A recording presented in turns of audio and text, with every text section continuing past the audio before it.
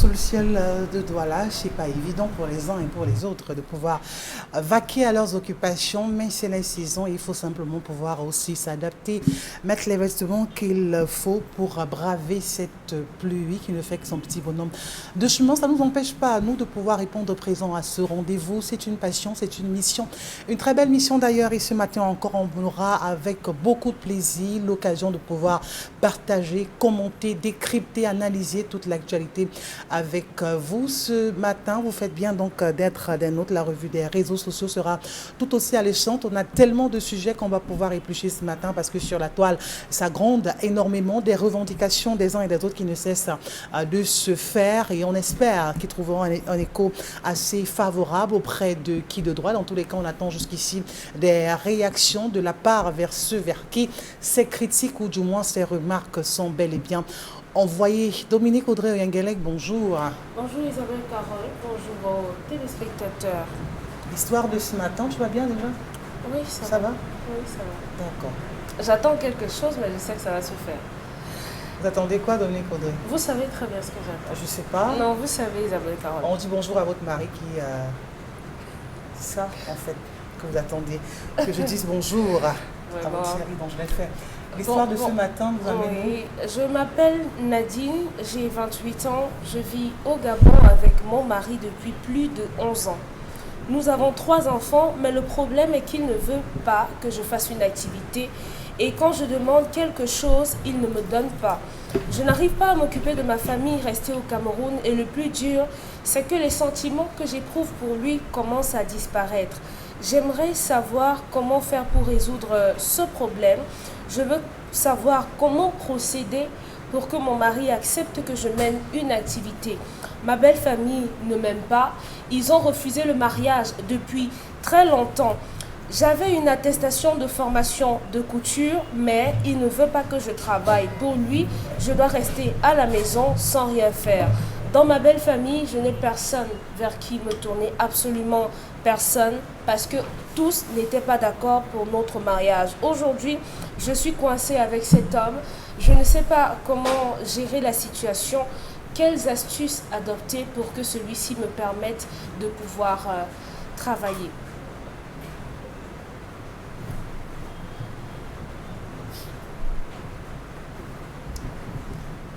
Pourquoi vous me regardez de cette façon, Dominique? Non, le Cameroun est suspendu à vos lèvres. D'accord.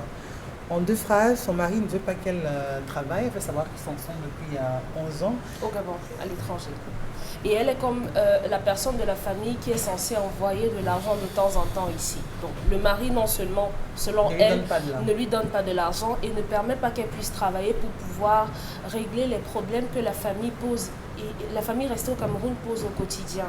Comment faire alors quand il n'y a aucun membre de la famille vers laquelle on peut se tourner aujourd'hui au Cameroun? Parce que je ne peux pas appeler ma belle-sœur, je ne peux pas appeler mon beau-père. À un moment donné, je crois que j'ai lu cette histoire quand vous l'avez envoyée hier, qu'elle n'aime plus... Les sentiments, ce n'est plus trop ça. Elle n'aime plus son mari. Disons ça comme ça. Non, comme elle l'a dit. Il faut d'abord qu'on s'accorde, Dominique Audrey. Oui, qu'est-ce qu'elle a dit? Parce qu'il ne faut pas que tu dises dans Isabelle Carole qu'elle n'aime plus son mari. Oui, il faut le dire, c'est ce qu'elle a dit, il faut le dire. Qu'on soit en face, il ne faudrait pas peut-être que vraiment l'un des panélistes prenne la parole et puis vous revenez en disant... Non, je rassure. Elle a dit les sentiments ne sont plus ce qu'ils étaient avant. Ça veut dire que ce n'est plus trop ça. Mais son problème, c'est comment le faire, l'amener à accepter qu'elle travaille. Dominique Audrey, je semble ne pas trop être d'accord avec vous parce que vous semblez vouloir... je ne sais pas pourquoi vous voulez maquiller ça. Non, je ne maquille pas. Je l'ai mentionné, Isabelle Carole. Elle a dit les sentiments ne sont plus ce qu'ils étaient avant. C'est de cette façon qu'elle l'a dit ou c'est vous qui le dites de cette façon? Elle a dit qu'elle n'aime plus son mari. Il n'y a pas trop de différence. Non, il y a une différence. Si elle dit je n'aime plus mon mari, c'est différent, Maman Bengan, sauf si je me trompe. Bonjour à vous. Non, bonjour, non, la fille dit qu'elle n'aime plus son mari. Mais c'est pas ça son problème. Si, elle n'aurait pas dû poser, elle n'aime plus son mari. Elle veut travailler, pas maman. Non, elle n'aime plus son mari. Oui, elle veut travailler, voilà. Elle n'aime plus son mari. Bon, si elle veut travailler, Dominique Audrey, pourquoi mentionner le fait qu'elle n'aime plus son mari? Bon, j'en sais trop rien. Peut-être. Non, parce que là, je démarre par vous avec cette histoire. Oui. Je comprends très bien la dame, ça fait 11 ans qu'ils sont ensemble. Ça fait depuis 11 ans qu'elle ne travaille pas. Oui. Et si elle est toujours en vie, ça veut dire qu'elle mange. naturellement. Et si elle mange, ça veut dire que ça vient des poches de son mari. On ne vit que parce qu'on mange. Est-ce que la vie s'arrête exclusivement au fait qu'on mange? Non, quand je dis manger, c'est pour dire qu'il survient. Il survient à ses Non, la dame a dit, besoins. lorsque je lui demande quelque chose, il ne donne pas. Dans une relation, les sentiments ont une perte de vitalité ou de croissance. Du moins, on observe une dégringolade lorsque dans la relation, ce n'est plus trop ce que c'était avant. Lorsqu'on se rend compte que les promesses, les perspectives, les projets et tout ça ne sont pas réalisés. De quelque façon que ce soit, on commence à avoir des sentiments qui changent malheureusement. Et la dame, je crois, est dans cette configuration. Lorsqu'elle s'est rendue compte que, oui, j'aimais Richard, on s'est installé au Gabon, on s'est marié, on a fait des enfants. Mais maintenant, malgré le fait qu'on soit marié et tout ça, je ne me sens plus à l'aise dans le mariage parce qu'il ne me permet pas de m'épanouir, parce qu'il m'a promis s'il ne l'a pas fait, parce qu'il n'est pas responsable à tel ou à tel autre niveau. Ce sont tous ces arguments-là qui font en sorte que les sentiments ont maigri en fait. Malheureusement, oui. Et vous savez, quand on a sa famille qui vous appelle, votre mère vous appelle du village. Mon gaz est fini. Nathalie, depuis que tu es partie, je suis ici, mes genoux, ça ne va pas. Je suis tombée l'autre jour au champ, je suis tombée en allant à la réunion. Tu sais que ton frère ne travaille pas, j'ai besoin d'argent. Et vous, quand votre mère a fini de vous poser ces problèmes, vous ne pouvez pas résoudre ce problème parce qu'en posant à votre mari, il ne réagira pas. De quelque façon que ce soit, on se retrouve à se poser des questions sur le pourquoi de la relation dans laquelle on persiste à un moment donné. Mais moi, je me dis, puisqu'elle n'a pas insisté sur le volet, je ne l'aime plus, je veux le quitter, mais comment faire pour qu'il me laisse travailler? Je crois qu'on peut encore sauver la relation. L'important, ce ne sont pas les sentiments. Comment faire pour ça peut revenir. Imposer ou alors faire comprendre à son mari le bien fondé pour elle, la dame, d'avoir une activité, parce que si on l'écoute, elle a besoin de s'épanouir, elle a besoin de voir autre chose que sa maison à longueur de journée. Oui. Elle a besoin d'avoir de l'argent, elle a besoin d'avoir un tout petit peu cet espace aussi. Il faudrait qu'elle sache pourquoi son mari ne veut pas qu'elle travaille.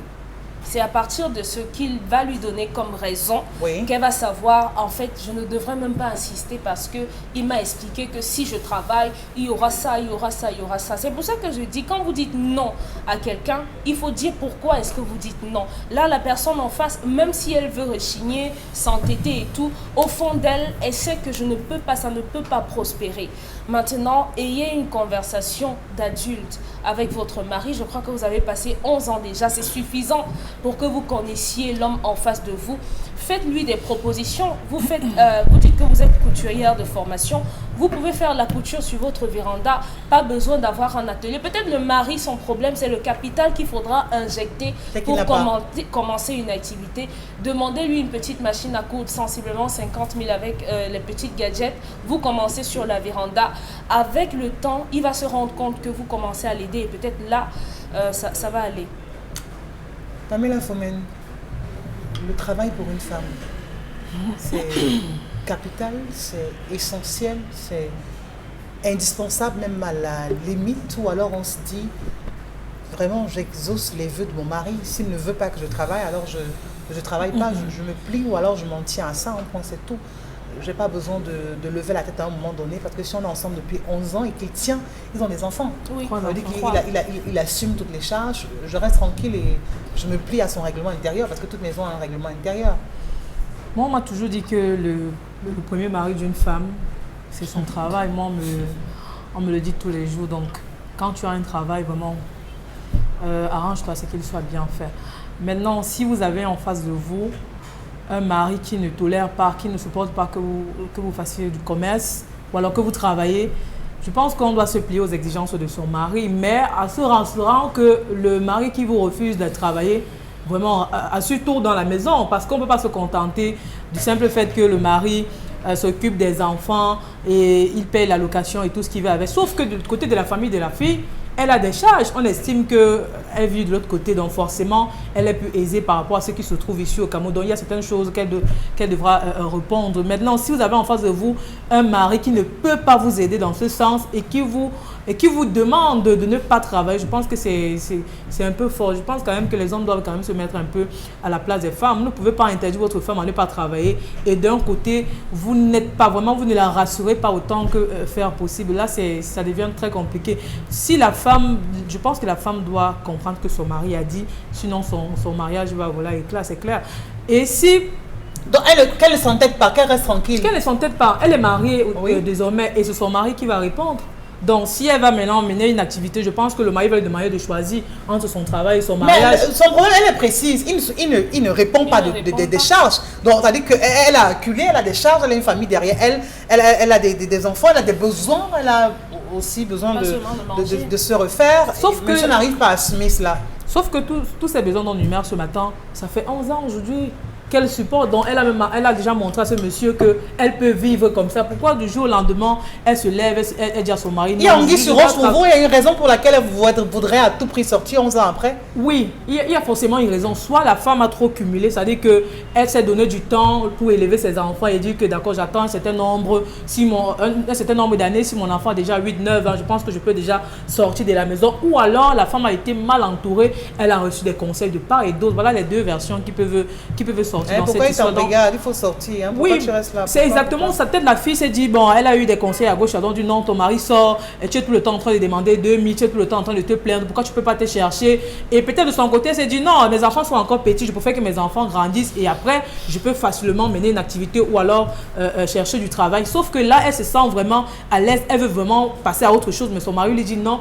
Au nom du mariage, au nom de la relation qu'elle partage avec son mari, au nom de 11 années qu'ils ont passé ensemble et qu'ils continuent de passer ensemble, je pense que la dame doit se plier et essayer, comme Dominique l'a précisé, elle a la machine, je ne sais pas, elle est couturière, qu'elle essaye de... Mais si, en voulant faire cette activité, son mari refuse encore, là, c'est son mari le problème. Parce que si vous défendez à votre femme de ne pas sortir pour chercher du travail, au moins, vous pouvez quand même permettre à cette dernière de mener une activité à la maison, pas forcément la couture, mais autre chose de manière qui va lui permettre d'avoir un peu d'argent et subvenir aux besoins de sa propre famille. Parce que jusqu'ici, le mari s'occupe uniquement de ses enfants et elle, pourtant, elle a d'autres responsabilités du côté de sa famille qu'elle n'arrive pas à gérer. Donc je pense que c'est à ce niveau que la femme se pose mille et une questions. Est-ce qu'on dira, Charles Hamel, que c'est le mari est de mauvaise foi, c'est-à-dire de refuser que sa femme puisse être suffisamment épanouie, qu'elle puisse elle aussi ramener à la maison, qu'elle puisse aussi acheter des petits présents donnés aux enfants, qu'elle puisse acheter un pot de fleurs, qu'elle puisse acheter un meuble, qu'elle puisse acheter des draps, qu'elle puisse refaire sa garde-robe aussi, parce qu'il n'est pas en train de remplir ses charges. Encore qu'elle a une pression familiale aussi de l'autre côté qui retentit dans son tympan et elle n'a pas les moyens de pouvoir gérer cela et monsieur joue à l'inconscient. Je ne sais pas si le type là nous écoute. Ça, même. Il lui aurait demandé de jeter cette femme dehors. Vous n'allez pas demander à cette femme de se suicider, Charles. J'ai dit, j'aurais demandé qu'il jette cette femme dehors. Vous savez? On parle de 11 ans de mariage, Charles. Même 15 ans, même 17 ans, même 20 ans. Il suffit de rien, ça s'effrite. Il suffit de rien, ça meurt. Non, mais 11 ans, je vous dis, même avec 40 enfants, ça meurt. Je vous dis, ça meurt.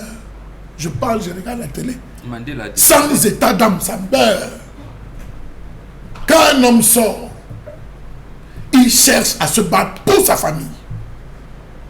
Lorsque vous avez accouché, c'est fini. Plus de plaisir. Vous préparez l'avenir de vos enfants. Mes enfants vont aller à l'école, ils vont aller à l'université, ils vont devoir sortir de la maison, ils vont devoir se faire une vie, il faut payer l'école, il faut payer les répétitions, il faut qu'ils mangent, il faut prévoir la santé, il faut prévoir un terrain, il faut construire. L'homme, ça pense. Regardez sur quoi elle s'arrête. Elle dit, je ne l'aime plus. C'est où? Une de perdu, 10 de retrouver. Un de perdu, 10 de retrouver. Vous semblez banaliser le problème. Je dis bien, non, vous semblez pour vous relancer Charles Hamel, banaliser le problème de la dame. Elle ne l'aime plus peut-être parce qu'il refuse. Je vous relance. Parce qu'il refuse qu'elle le travaille. Il y a un moment où on arrête les enfantillages, on devient logique. Hein? Tu veux partir, tu pars. C'est ce qu'elle veut faire. Je ne l'aime plus. Et puis... Est-ce qu'elle a dit qu'elle veut partir, Dominique? Non, elle a dit, tu restes vivre avec un homme que tu n'aimes pas. C'est un détail. Tu es dans la souffrance. Tu te tortures. Tu es malheureuse. Tu es triste. Libère-toi. Non, j'ai horreur de ces mots. J'ai horreur de ces mots. Ça me fait des trucs dans la tête. Non.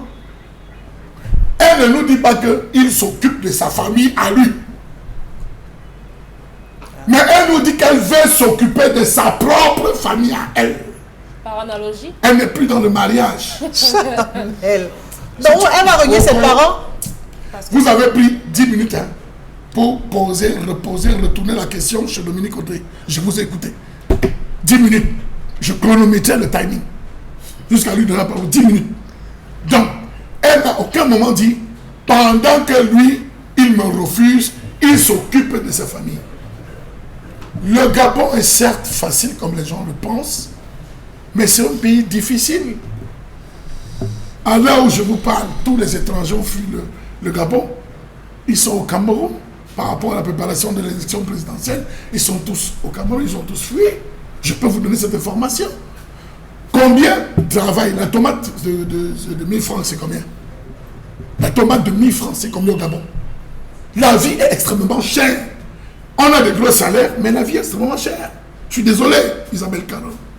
La fille ne vous parle pas c'est-à-dire du coût de la vie, la cherté de la vie. Elle ne sait pas si son mari a des projections. Elle ne sait pas si son mari envisage, mais elle estime que non. Je dois faire quelque chose. Est-ce qu'elle est suffisamment mature? Là, je l'apprécie. D'avoir eu l'intention de faire quelque chose. Parce qu'il y a d'autres même à qui vous mettez tout, elle ne veut pas faire. Il y a d'autres même que vous poussez, elle ne veut pas faire. Elle, je lui tire même un coup de chapeau parce qu'elle veut même se battre pour aider. Mais le mari qui est là analyse la situation, il analyse la conjecture, il fait des projections en disant, bon, peut-être dans son planning à lui, l'homme, c'est que madame, tu finis tes accouchements, si tu veux faire ce que tu veux faire, tu fais. Si tu veux monter, tu montes. Il planifie. Sauf que Dominique, ou elle n'a pas dit à Dominique que c'est la conversation qu'elle a eue avec son mari. Le mari peut être... Non, je ne sais pas, j'ai dit. Sauf que elle n'a pas dit, si c'est ce qui est dans l'esprit de son mari, que sa femme finisse ses accouchements. Premier point. Deuxième point, et je vais terminer par là. Vous avez des familles, ça profite. Des familles, ça profite. Pourquoi je le dis?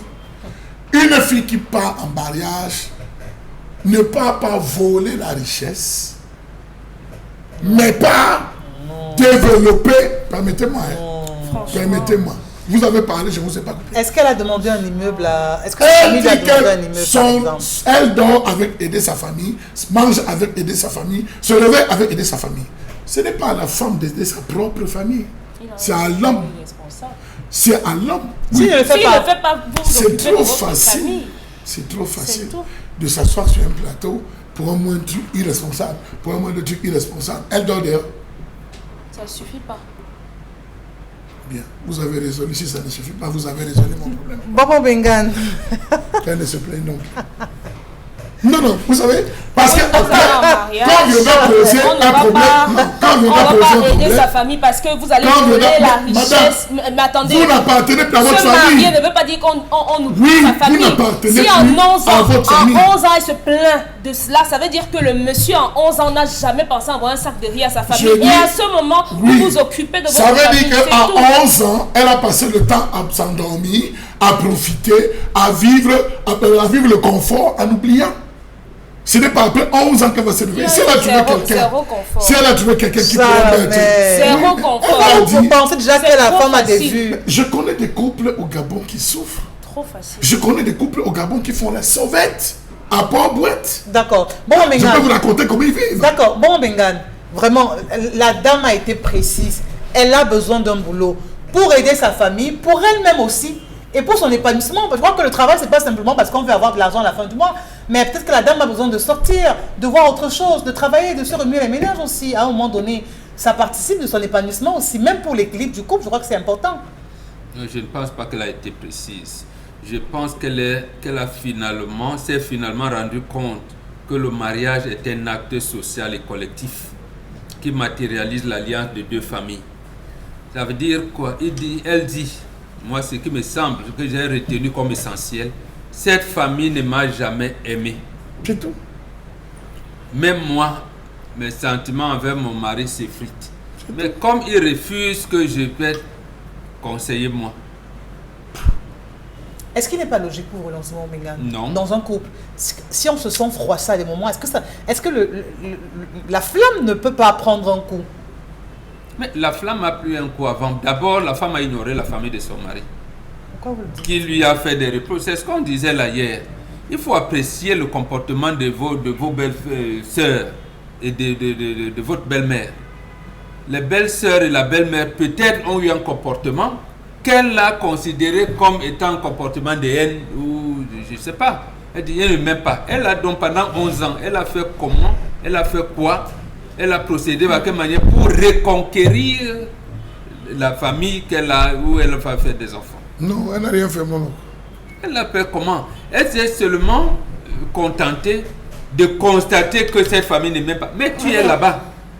Cette famille ne t'aime pas, tu veux pas. Bon, elle se rend donc compte maintenant que bon, je me rends compte que je vais m'occuper de ma propre famille. En fait, c'est pas une famille. Ma fille, tu n'es pas fait pour le mariage. Moi, je dirais. Oui, elle n'est pas faite pour le mariage. Qu'elle continue. Je dirais, bon. Elle n'est pas faite pour le mariage. Si elle n'était pas faite pour le mariage, elle aurait passé 11 ans sur 7 ans. Bon, Oui, Bengal. mais Elle aurait fait 3 enfants. Oui, il y a des femmes qui vont mettre 17 ans seulement pour te pourrir la Et elle vous donne des enfants. Et puis ça Elle fait ne quoi? vous aime pas. Elle a dit sa famille, je m'en fous. J'ai mon homme. Attends. J'ai dit, elle a réfléchi comme chez les Dupont et les Mitterrand. Oui, mais ma famille, c'est mon homme. Quand Oui. il est un homme, est-ce que elle a oublié? Maintenant, elle se rend donc compte qu'en fait, j'ai commis une faute grave. J'aurais pu, dans ce temps, conquérir ma belle famille pour que mon mari s'intéresse à ma famille. Voilà, c'est une équation qu'elle n'a pas pu résoudre. Voilà.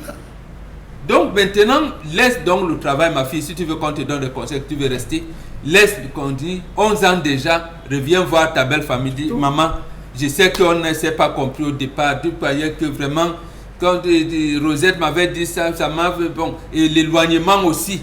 Comme nous, on est au Gabon, vous êtes ici, on n'a pas eu le temps de nous expliquer parce que vraiment, voilà, je suis là, voilà même ton bombo. Voilà, c'est tout, vraiment. La maman va dire, on t'a envoyé, bon, ou alors même si elle ne dit pas ça, elle va se dire, mais la fille ici, elle va donc lire, comme dit Cancan, les yeux dans les yeux. Elle dit que non, la fille ici semble sincère. Maman, d'accord, viens, c'est ça. Voilà comment elle va donc reconquérir. Mais si elle vient, elle estime qu'il faut régler le problème entre son mari et elle. J'ai dit à son mari, non, elle n'est pas une femme.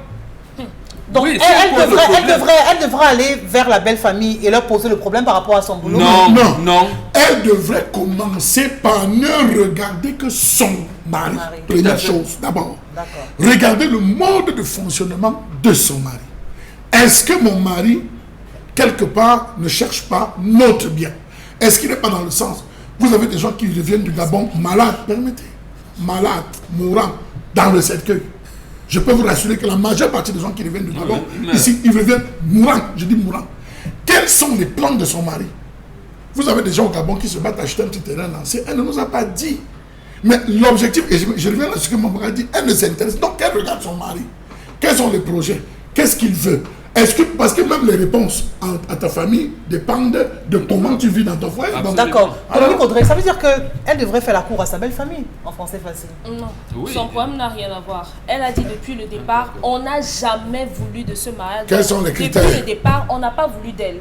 Son mari et les deux se sont battus, ils ont dit on s'aime, on s'en va, avec le temps ils vont nous accepter. Seulement aujourd'hui, elle dit même l'amour, on n'a pas voulu de ce mariage. Ils se sont mariés par amour, Oui. mais aujourd'hui elle remet encore en question même l'amour, cet c'est amour qu'il a fait ce mariage. Tout n'est pas Quelle partie donc? Isabelle Carole, Attendez. dans tous les couples, il y a des moments où ça décroît.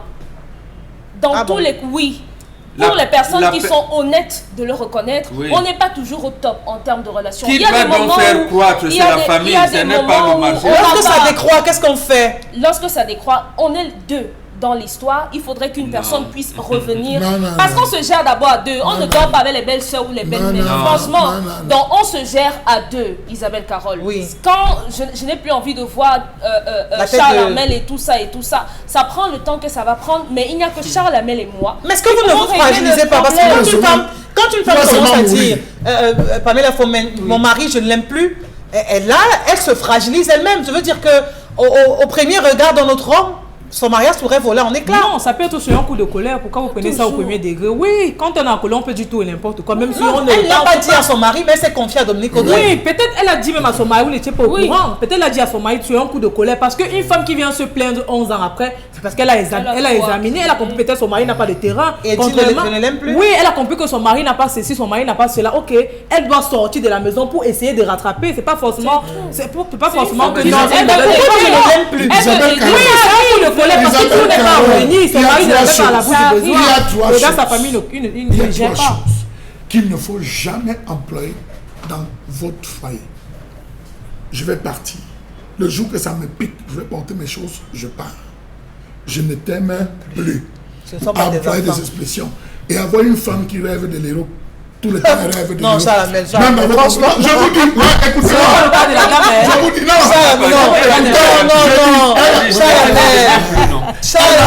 Je n'aime plus. J'ai pris 3 cas. Mais on a dit ça passe sur un coup de colère. Même les hommes de colère, a dit même les hommes, quand ils sont fâchés, ils sont que tu me sais à quoi dans la maison. Tu fais quoi dans la maison si c'est la colère? Ce n'est pas la colère. Faites très attention. Sortir de la bouche d'une femme, ce n'est pas la colère. De façon répétitive. Je n'ai pas parlé de spontané, mais répétitive. Faites très attention. Elle a déjà sorti en disant je ne l'aime plus. À sa mère, elle a dit je ne l'aime plus. À ses soeurs, elle a dit vraiment, je perds seulement mon temps. Ça, c'est vous qui c'est vous parce que si elle le dit à mon dos, parce qu'on est regardé partout, si elle le dit à mon dos, vision, je n'aime plus mon mari. Le problème que j'ai, c'est qu'on donne parfois l'impression ici que les personnes qui nous regardent ou bien qui posent des problèmes ne sont pas faits de chair. Nous-mêmes, il nous arrive de dire des choses qu'on ne calcule pas, qu'on ne contrôle pas, on le dit, mais ça ne veut pas forcément dire qu'on le pense. Isabelle Carole. Donc si elle a dit, ça ne veut pas dire, elle n'a rien dit à sa famille, rien du tout. Elle ne pourrait même pas dire ça à sa famille. Sa famille lui dirait, tu vois l'homme que tu allais épouser. Tu es même incapable de soigner le mal de tête de ta mère ici. On t'avait prévenu. Elle ne peut pas le dire. Elle ne peut pas le dire. Vous ne pouvez pas. Moi, je vois simplement une femme qui veut aider. Elle veut simplement aider un homme en disant permets que je travaille. Si tu ne veux pas, puisque tu ne veux pas t'occuper de ma famille, ce que je vais travailler, je vais envoyer ce qu'il faut à ma famille. De ton côté, continue de gérer. Débrouille-toi, je vais gérer ma famille. Comment cet homme pourra gérer la famille de la dame Pamela Fomen si elle-même n'arrive pas à s'asseoir dans la famille de son mari? Vous m'avez coupé la parole. C'est l'homme qui a accepté cela. Vous ne pouvez pas être en couple avec une femme qui ne s'entend pas votre famille, vous avez un sommeil paisible. Ça ne se fait pas. Vous devez créer un climat vraiment un très bon climat. Le mariage a été faussé à la base. Oui, et la femme est juste en train de payer les pots cassés, c'est tout. Elle n'aurait pas dû accepter cela au départ. Ma fille, réconcilie-toi avec ta belle famille et observe ton homme. Voilà les deux.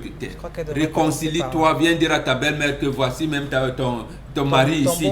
Ton bombo. Viendra, ton mari te demande même souvent trop. Elle vient là-bas et ton mari te regarde.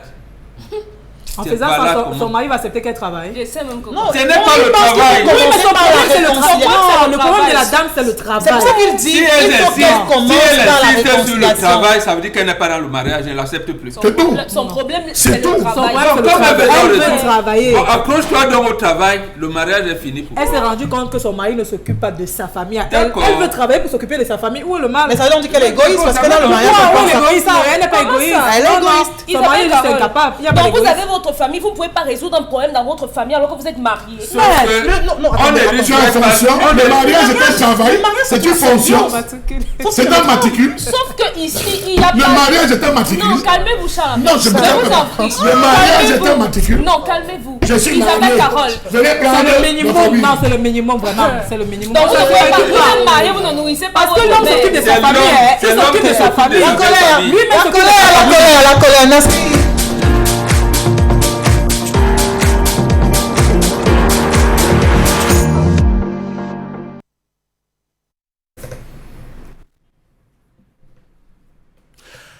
Je m'interroge ce jour sur la question de la mauvaise gestion et planification de l'économie forestière dans ce pays. Cas de la filière bois et assimilé. sur quoi repose l'économie forestière au Cameroun? L'économie. Y a-t-il une politique forestière dans ce pays? Politique du sol et politique du sous-sol. Qu'est-ce qui ne va pas avec le bois camerounais? Où va le bois camerounais? Question. Mais avant, rentrons dans les plans quinquennaux pour nous rendre compte qu'entre le 2e et le 4e plan quinquennal, on avait envisagé la construction de 3 universités qui devaient commencer par des institutions, autant pour moi, des des petites universités dans les différentes régions à forte densité forestière, pour aboutir à une université purement technique, ne favorisant que les métiers bois. Était-ce une vision trop ambitieuse? Que non. Le Rwanda, ici à côté, a basé, parmi l'ensemble de ses piliers, un accent particulier sur le bois.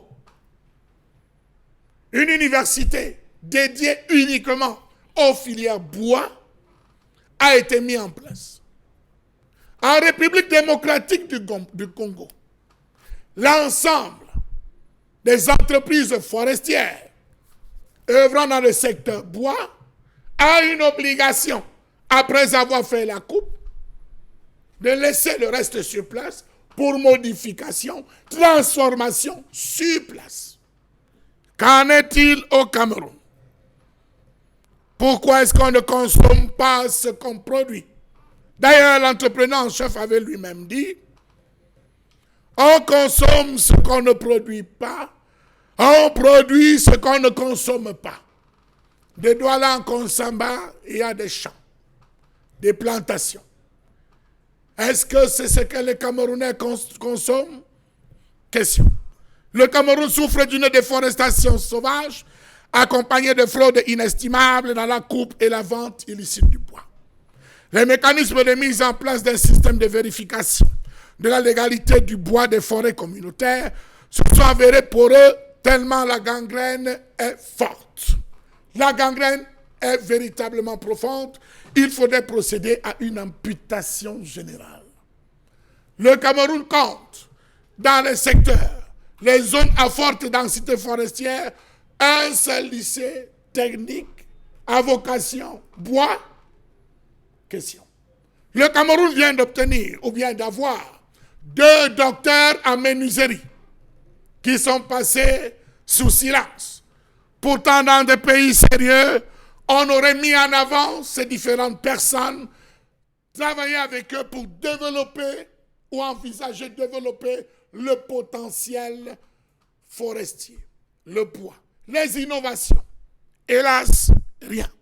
Depuis plus de 50 ans, on coupe sans mise sur pied des mécanismes de protection de la nature, on coupe sans permettre aux pauvres artisans, aux pauvres menuisiers, aux pauvres industriels de pouvoir fabriquer, penser, concevoir comme il se doit. Pire encore, l'ensemble des bois consommés, des matériaux, des objets faits en bois sont exportés, conçus, fabriqués, aménagés, revenus sous forme et dans des conteneurs pour consommation au Cameroun. Comment comprendre qu'on parle d'une économie qui a des essences qui sont interdites aux Camerounais de consommer, mais qui sont littéralement coupées pour exportation, exploitation. Ce qu'on vous refuse ici, c'est les portes des autres à l'étranger, c'est les fenêtres, c'est des essences qui sont prisées. Pour quelle raison? Point d'interrogation.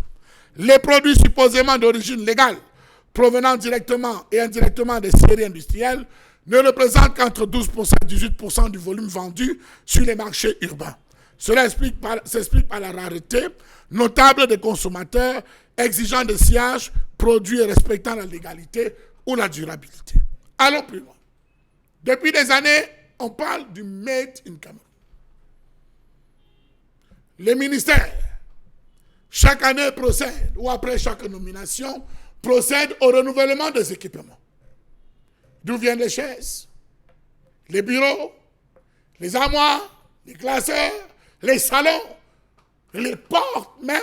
Quel type de bois utilisé? Était-ce des bois de chez nous? Que non. Tout est importé. La preuve, l'ancien immeuble de la mort, l'ensemble des matériaux pour l'équipement était venu tout droit de Chine. Alors qu'au Cameroun, nous avons des menuisiers. Alors qu'au Cameroun, nous avons des gens qui ne manquent pas d'initiatives, qui ont la volonté d'innover un secteur, qui vont jusqu'à concurrencer même les plus grands experts dans le bois en Chine et en France, même si les autres ont des appareils. Comment comprendre qu'on parle d'économie forestière avec un pays qui évite de se doter en matériaux? Les pauvres sceptiques où on fait menuiserie ont encore le matériel de 1900, ouais. L'économie forestière est complètement extravertie. On ne consomme pas le bois. On importe tout dans ce pays. Pas de promotion faite autour des métiers du bois. Sous-développement du secteur de la menuiserie. Meubles d'occasion importés. Comment comprendre que les artisans continuent à travailler en bain nu ou avec des équipements centenaires alors que la technologie évolue chaque jour? Faites un tour à Yabassi. Faites un tour à Koumassi. Faites un tour à Nilan, au lycée technique. Allez voir, vous allez vous rendre compte qu'on va de maintenance, de pseudo-maintenance en pseudo-maintenance. On reste avec les anciennes formules, on reste avec les anciens types et les anciens principes concernant la menuiserie. On ne s'éloigne pas. Ceux qui essayent de se battre même, ils sont frappés, ils sont poursuivis par les impôts. Comment comprendre qu'il est pratiquement impossible de trouver 2 milliardaires? Non, un milliardaire dans la filière menuiserie et béniste. Je dis n'importe quoi. Ils sont nombreux qui fabriquent. Ah, j'oubliais. Est-ce qu'on peut travailler sur les bennes au Cameroun s'il ne faudrait pas avoir des autorisations spéciales pour pouvoir travailler?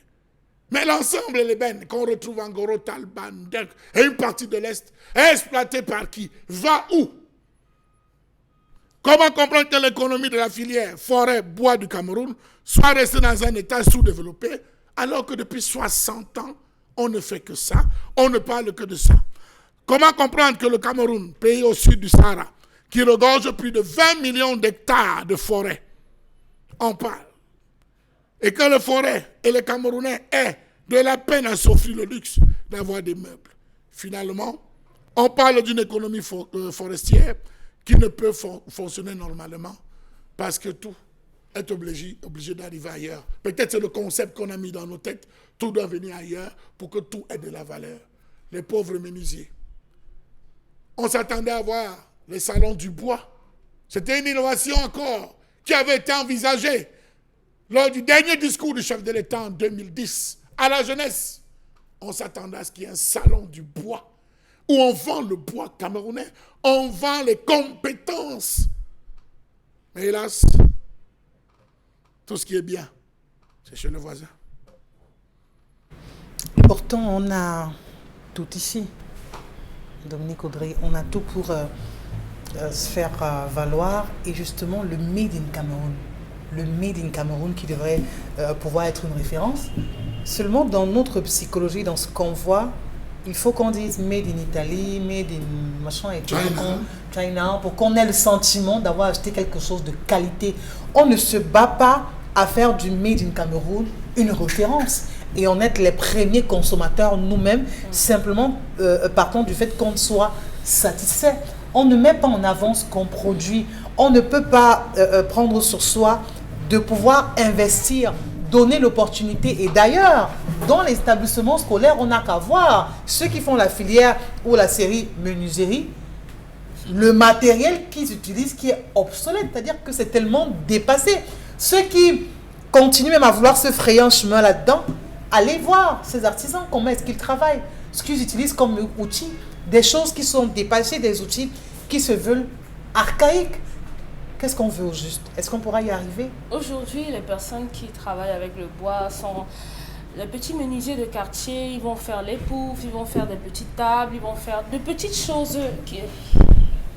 C'est rien de grandiose, malheureusement. Il faudrait que les uns et les autres puissent accepter le fait que la préférence pour les produits à l'étranger vient quelquefois du fait que lorsqu'on a essayé un produit made in Cameroun, parfois la qualité n'est pas au rendez-vous. Parfois, on se retrouve avec des produits bâclés, même en termes même dans l'alimentation, pas forcément dans les métiers, les métiers du bois. Donc, ce sentiment de, si c'est un Camerounais qui fait, ça ne sera pas bon, parce que ma cousine telle a pris tel produit d'un Camerounais, ça n'a pas marché. Moi, j'ai essayé tel, ça n'a pas marché. Donc, mieux, je préfère commander mon produit de Chine, d'Italie et tout ça. Je suis sûre d'avoir les produits de qualité. Il y a le complexe du blanc encore qui continue d'asseoir une certaine autorité sur le mental des uns et des autres, qui fait que malheureusement aujourd'hui, on n'a pas l'envie. Regardez même comment ça se passe avec le riz camerounais. Peu de Camerounais ont déjà consommé de ce riz. Pourtant, on dit que c'est un riz de très très bonne qualité. Moi, jusqu'aujourd'hui, je ne suis pas encore tombée sur ce riz, malheureusement, donc je ne peux pas me faire une idée. Donc, il y a des politiques qui ont été mises en place en 93 qui permettent justement aux personnes qui font l'exploitation de bois, du moins l'exploitation forestière, de pouvoir être bien. Parce que ça s'est développé sur 4 plans. Il fallait protéger d'abord le patrimoine. Vous savez qu'aujourd'hui, il y a la déforestation qui est en train d'aller, des coupes abusives et autres là. Donc, il y a un travail important à faire là-dessus et le reboisement sur lequel il faut impérativement travailler. Il y a également la mise en valeur. À ce moment, on voit donc les artisans camerounais travailler sur ce bois. Vous avez parlé du matériel. Aujourd'hui, ils n'ont pas les moyens de développer l'industrie du bois au Cameroun parce qu'il n'y a pas les financements, il n'y a pas d'accompagnement. Aujourd'hui, quand vous regardez un menuisier au quartier, il va acheter des planches, du moins les déchets de planches, ce qu'il en reste, en tout cas pour pouvoir vous fabriquer de vraies choses. Pourtant, le vrai bois est exporté, il est exploité ailleurs. Donc aujourd'hui, s'il y a la volonté des personnes qui nous dirigent de pouvoir travailler avec les citoyens camerounais qui ont la capacité d'exploiter le bois, je crois qu'on va faire de très bonnes choses. On pourra exporter les portes pour les vendre à l'étranger. On pourra exporter des salons pour les vendre à l'étranger. Bon, nous raconte souvent une histoire ici sur les cintres en bois. De ma vie, j'en ai vu un quand même parce que ma grand-mère en avait. On ne la voit pas. Vous laissez la formation où c'est la clé. Il n'y a pas de formation. On a commencé par la base et parler de cet établissement. Quand on arrive même déjà, ce qu'il y a comme matériel, comme support. Parce qu'il n'y a pas de vision à ce niveau. Hier, on disait, dans certains pays, on vous commande des élèves de telle ou de telle autre filière parce qu'on a pensé le développement de la filière en amont. Mais ici, on n'a pas pensé à développer le bois. On n'a pas pensé à développer le bois, donc on ne va pas se fatiguer. Il y a une porte qui date de 1800, je ne sais pas trop combien là. Vous allez venir, vous allez apprendre comment on travaille sur cette même porte-là jusqu'en 2035. Et ça va passer tout simplement. Pourtant, quand vous regardez ailleurs, on a de nouveaux appareils pour travailler le bois. Ici, vous allez dans les musées, c'est encore avec la main. Donc, rien n'est pensé pour développer la filière bois. Donc, par conséquent, ceux qui exercent dans le secteur de la coupe et tout ça, ils vont toujours vendre le bois en gros et racheter les meubles au détail. Bon, Bingan, on parlait hier de ces personnes qui devraient être comme des références. Dans tous les secteurs, on devait avoir des noms qu'on pourrait citer comme étant quand même ces personnes-là qui motivent, qui, à travers leur parcours, leur processus dans tel autre domaine, ont excellé. Aujourd'hui, au Cameroun, on a de la peine à prononcer des noms de ces personnes qui exercent ou alors qui excellent dans le domaine, justement, de la menuiserie ou du moins dans le domaine où il faut forcément peut-être utiliser du bois. Pourquoi est-ce qu'on peine à pouvoir se faire valoir? Je m'explique. On a ce que les autres ont envie, ça veut dire la matière première. Mais on raisonne encore comme à l'époque esclavagiste. On offre ce qu'on a de meilleur aux autres, on ne reçoit rien en retour. Le Cameroun qui a ce bois peine à pouvoir l'utiliser même d'abord pour soi-même, mais préfère acheter plus cher. Parce que ces meubles qui viennent d'ailleurs, ces chaises qui viennent d'ailleurs ou d'ameublement fait à base de bois qui viennent d'ailleurs, simplement pour le simple fait qu'on écrit Made in France, le prix, allez voir. Dominique Audrey a parlé de quelque chose tout à l'heure, le complexe de l'homme blanc qui vient à dire, plus la méchanceté. Vous ne l'avez pas Dans connu. 2023, on est encore sous le joug du complexe, mon Megan. Si, je vous dis un problème, vous ne l'avez pas connu. Si vous dites à vos parents, vont le connaître. Il y a un Camerounais de glorieuse mémoire, il s'appelait Machabo Sandokoti, le premier en Afrique noire francophone à faire les carrosseries des camions. Vous voyez les camions là, voilà, des camions carrosseries, camions en bois. C'était en Ndokoti. On l'a cassé. Le renouveau l'a cassé. Vous voyez les camions en bois. Il a imaginé, il a commencé à faire. C'est les mêmes qu'on utilisait, le même bois, type de bois, vous l'appelez mango, c'est qu'on utilise pour les traverses des rails. Vous voyez le bois qu'on utilisait. Justement, c'était à l'époque où Victor Kambwa-Kodok était directeur de commerce extérieur. Après, on l'a nommé directeur de l'orientation économique pour enlever au niveau du bois, de traverses, c'était en fer et les remplacer par le bois. C'était à l'époque où M. Machabo, le premier carrossier, le faisait. Et même les brasseries faisaient leur casier en bois. Donc en fait... Oui, on avait nos bras, oui, nos bras. Il y avait nos bras, les brasseries sont là depuis 1955. Les premiers casiers de bière, c'était en bois, c'était 20. 20 bouteilles. 20 bouteilles. 20 trous. On parlait de 20 trous. Donc, il y avait, pour vous dire donc que vos parents avaient cette ingéniosité-là, parce que transmise et développée au regard de ce que je dis bien, M. Machabo, ceux qui l'ont connu, Et on l'a cassé. Nous avons eu 2 ministères. Ministère du Commerce et de l'Industrie, ministère des Travaux publics était construit en bois. Qui était à côté de l'actuel ministère de la Fonction publique, la réforme administrative vers le bas. C'était en bois. Le bâtiment, tout le bâtiment en bois. 1974, la Sopecam, l'essentiel de ces bâtiments était en bois et en briques. Donc, il était question, comme disait Charles Hamel, de le faire, de valoriser, d'industrialiser le bois. Parvenir à cela. C'est pour cette raison que les entreprises et camps plaquage qui étaient responsables de contreplaqués et sponsorisaient le cours cycliste et autres. Et beaucoup, quand vous entendez parler de Sophie Bell de Bellabo, ils avaient des équipes là-bas, hein, de Union d'Abombang et tout. Toutes ces équipes-là de l'Est étaient sponsorisées, entretenues par des exploitants aussi. Mais la méchanceté vient de dire, mais Beta, les Camerounais restent dans les calabotes.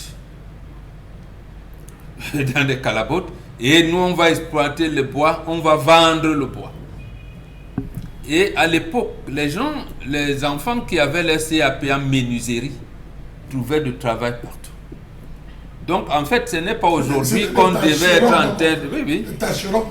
C'était aujourd'hui, on est en train de faire le permis d'obtenir en bois, alors qu'on devait être au niveau des universités. Une université spécialisée sur les problèmes, puis le manioc seulement. Une université sur le bois. Donc, on devait être à ce niveau-là. Et là, on devrait avoir des jeunes qui devraient faire des formations qui soient réalisables. Absolument. Contrairement à d'autres filières qu'on propose et qui ne soient pas efficaces par la suite. Voilà. Voilà donc ce que le renouveau a détruit. Je dis bien détruit, littéralement. Donc on se retrouve aujourd'hui. Et c'est la même période, parce qu'il a parlé de plan quinquennal. C'est à cette période que les Indonésiens et les Malaisiens sont venus à prendre l'huile de palme ici, 74-75. Aujourd'hui, la Malaisie et l'Indonésie sont les premiers producteurs de l'huile de palme. Parce qu'on parlait de l'or vert. Parce que quand on dit l'or vert, c'est vrai, la chronique est restée au niveau du bois, essentiellement sur le bois. Mais lorsqu'on parlait de l'or vert, c'était cela. Il y avait le bois, on a dit, bon, le sous-sol, laissons d'abord un peu. On a dit, il y a l'or noir. Voilà. C'est idiot. Il y a l'or noir, tout se tourne vers l'or noir, oubliant qu'il y a l'or vert. Et derrière l'or vert, il y a tout le bonheur à pouvoir construire, à pouvoir développer. L'or noir finira, mais le bois vert, l'or vert. L'or vert ne finira pas. Voilà, c'était ça. En fait, lorsqu'on entre en brousse là, voilà, lorsqu'on entre dans la forêt, parce qu'entrer en brousse veut dire qu'on est perdu. Lorsqu'on entre dans la forêt, vous cultivez le champ, vous cultivez ici. Donc en fait, on appelait ça le programme intégré. Et là, pour une fois, je termine par là. L'actuel recteur de l'université de Ngaoundéré, je ne sais pas pour sa gestion à l'université, c'est quand elle était directrice générale de la Mipromalo, elle avait encore relancé la filière bois en disant, mais venez prendre, faites-moi la commande, j'ai des gens qui peuvent vous construire des immeubles même en bois, des villas en bois. On a laissé Madame Tindé. Tu avais réparti en 4 aires. L'ouest, on pouvait construire avec la roche, la pierre. On pouvait lancer une université juste sur la transformation, le marbre, la pierre et tout. On descend à l'est, on travaille sur le bois, une université de bois, avec à côté une université qui traite des questions du sous-sol, comme les gemmes. On revient dans le littoral, on sait qu'on a le sable, mais on pouvait être excessivement loin alors. Là, on pouvait avoir directement des cas pratiques. Alors, Pamela Fomène, aujourd'hui, comment est-ce que vous appréciez cette exploitation ou du moins cet impact de l'exploitation forestière aujourd'hui au Cameroun? Alors je dirais que cette exploitation forestière se fait d'abord au décliment du climat, ensuite de l'environnement.